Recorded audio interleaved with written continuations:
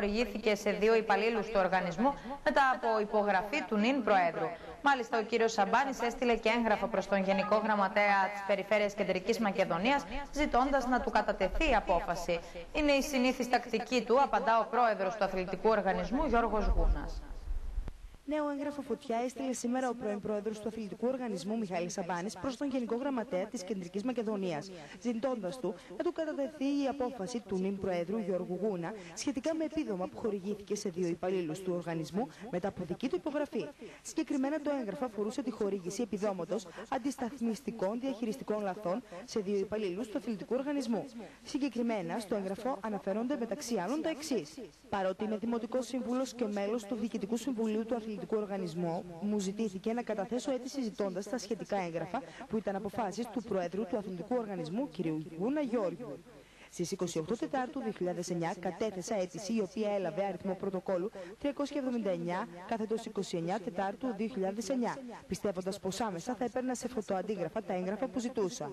Μετά την παρέλευση 15 ημερών και συγκεκριμένα στις 13 Πέμπτου 2009, αναγκάστηκα να καταθέσω αίτηση για δεύτερη φορά η οποία έλαβε αριθμό πρωτοκόλλου 407 στις 13 Πέμπτου 2009. Και πάλι όμως δεν πήρα απάντηση. Ακολούθησε και η τρίτη αίτηση στις 29 Πέμπτου 2009, η οποία έλαβε αριθμό πρωτοκόλλου 430, 21 Πέμπτου 2009, με την οποία ζητούσα τα σχετικά έγγραφα που ήταν αποφάσεις του Προέδρου κ. Γεώργιου Γούνα.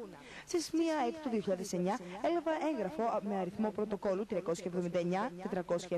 με το οποίο ο Πρόεδρος του Αθλητικού Οργανισμού Γεώργιος Γούνας αρνείται να μου χορηγήσει τα σχετικά έγγραφα και επικαλείται ότι αυτά αφορούν προσωπικά στοιχεία των υπαλλήλων.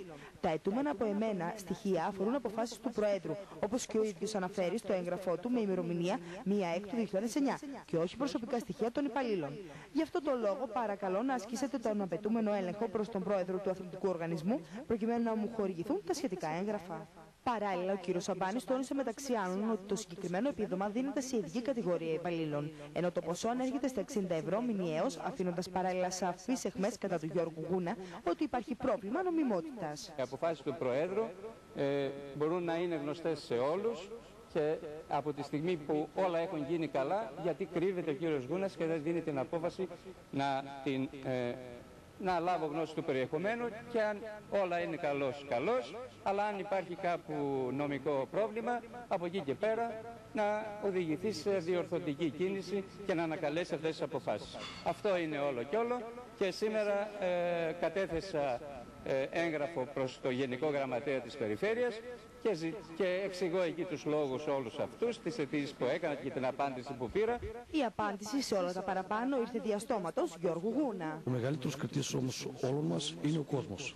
Εξάλλου, ο κόσμος, όπως είδατε και όπως έχετε πληροφορηθεί, 7.000 κόσμος τον εξήβριζε στο Δημοτικό Γήπεδο Σερών. Ο κόσμος είναι ο μεγαλύτερος κριτής.